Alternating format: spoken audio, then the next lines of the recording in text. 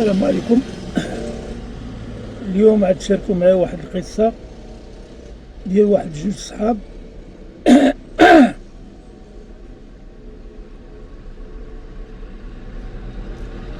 كانوا دايرين تجارة، خدامين على راسهم. هذا الراجل سميتو الحاج مبارك وصاحبو الحاج سعيد. كانوا اي حاجه ديال السلعه كيبغيو يمشيو ياخدوها، كيمشيو لعند واحد السيد، هما ناس معقولين وثقه ومتقين له.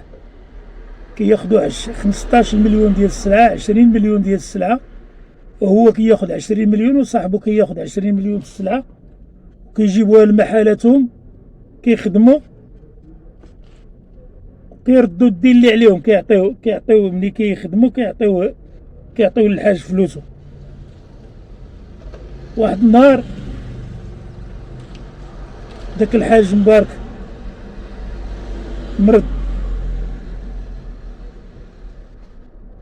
مرض دازت واحد جوج سيمانات ومول الامانات دا امانته.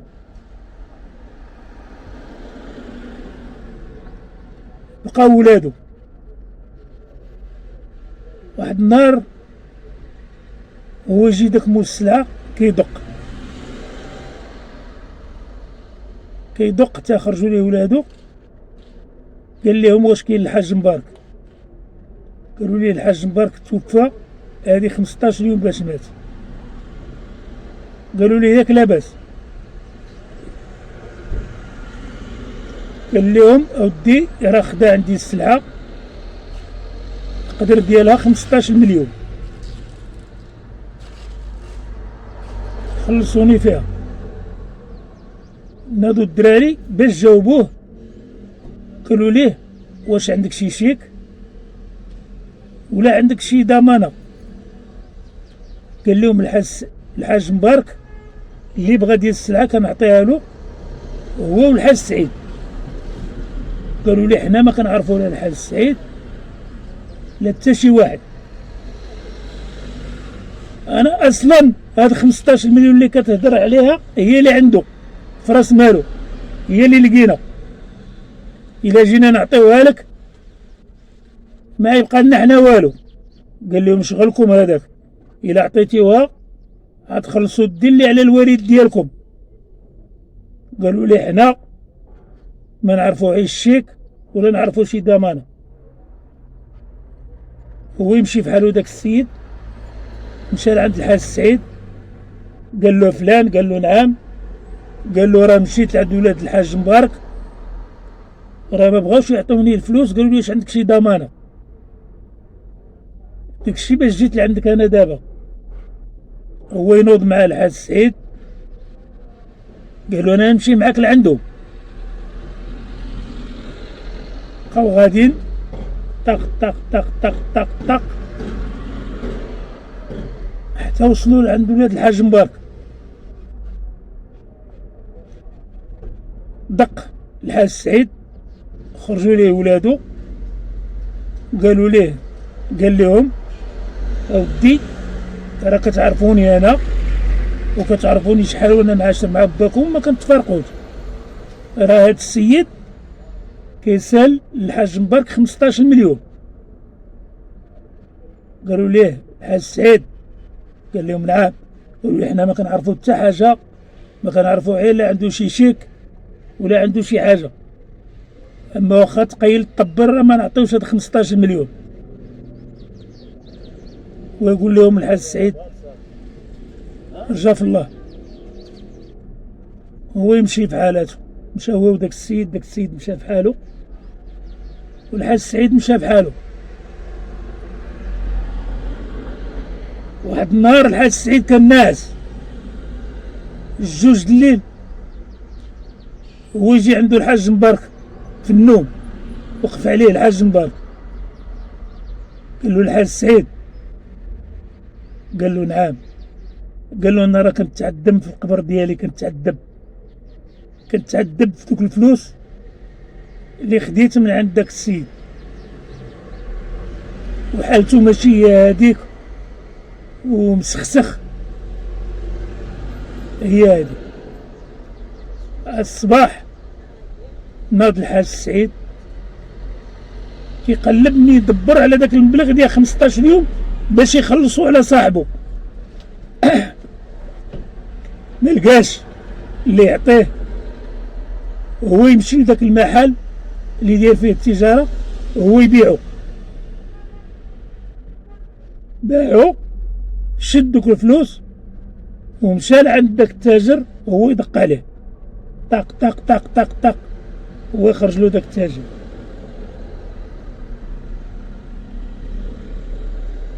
قال له السلام عليكم. وعليكم السلام. قال له راه جبت لك المبلغ اللي كتسال الحاج مبارك. قال له منين جبتي هذا المبلغ هذا؟ قال له دير المحل ديال التجاره ديالي راه بعتو وما نقدرش نخلي الحاج مبارك في ديك الحاله، انا بعت المحل ديالي وهاكا الفلوس ديالو. داك التاجر الدموع هبطوا له من عينه. قال له شوف، قال له خلي عندك داك الفلوس وعندي واحد المحل مسدود، سير حلو وشطبو وغسلو واجي اللي بغيتي ديال السلعه نعطيها لك، اللي بغيتي ديال السلعه قال له نعطيها لك. قال له جزاك الله. هو داكشي اللي دار الحاج سعيد. الحاج سعيد مشى شطب داك الحانوت غسلو. هو داك التاجر مشى للسوق قال لهم اجيو تسمعوا اش دار الحاج سعيد، باع المحلات ديالو باش يخلص على الحاج مبارك الدين اللي عليه. شي شويه هذاك السيد حل الحانوت وما كيعرفش الكيميوات منين كيجيو ديال السلعه. هذوك التجار كلهم سامو ساعدوا وصيفطوا الكيميوات كيقولوا لي عي خوي عي خوي، ما شغلناش حنا في الفلوس، كيقولوا لي عي خوي. حتى ولا داير محلات في درب عمر اكثر من 12 محل ودار الفيلات ولا لاباس عليه ورد الديون اللي عليه.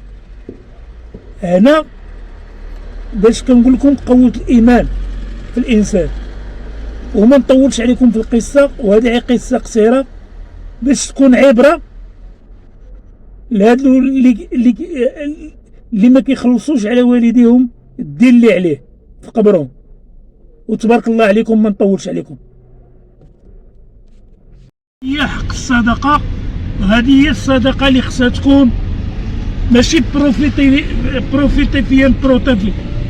دابا الصدقة ما بقاش الصدقة. الصدقة شنو عندك؟ اشنو عندك؟ إلا عندك الفلوس كيكونوا عندك الأصدقاء، إلا ما عندكش الفلوس راه ما عندكش الأصدقاء. علاش؟ صحاب المصالح كلشي ولا مصلحة، يكذب عليك الكذاب يقول لك كاينه شي صدقة ولا شي حاجة. عندك راك كلشي معاك، ما عندكش راه ما يبغيك كتولي محقور. حيت هذا الشعب الحقرة، هذا هو الشعب الحقرة. وكاينين الناس وباقيين الناس وباقيين الرجال، حيت الأمانة تعرضت على شحال من واحد، حتى واحد ما بغى يقبلها، هو يشدها البشر. باش تعرف البشر أمانة، راه اللي مسلفك راه بحال اللي عاطيك واحد الأمانة. اللي مسلفك ولا عاطيك ولا شي حاجة راه كيتسمى أمانة.